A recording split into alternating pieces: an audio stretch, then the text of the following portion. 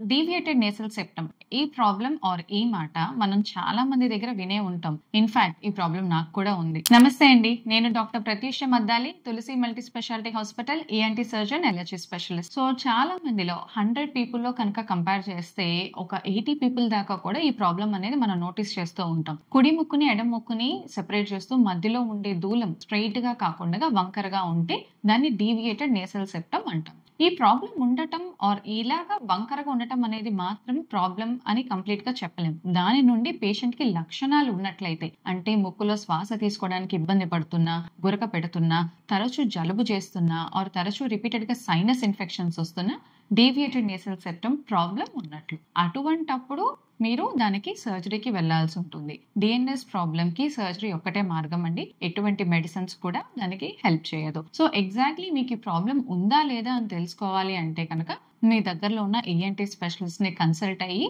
ముక్కు యొక్క ఎండోస్కోపీ అనేది చేయించుకోవాలి. మరిన్ని హెల్త్ టిప్స్ కోసం keep following to Tulasi multi speciality hospital channel. Thank you so much.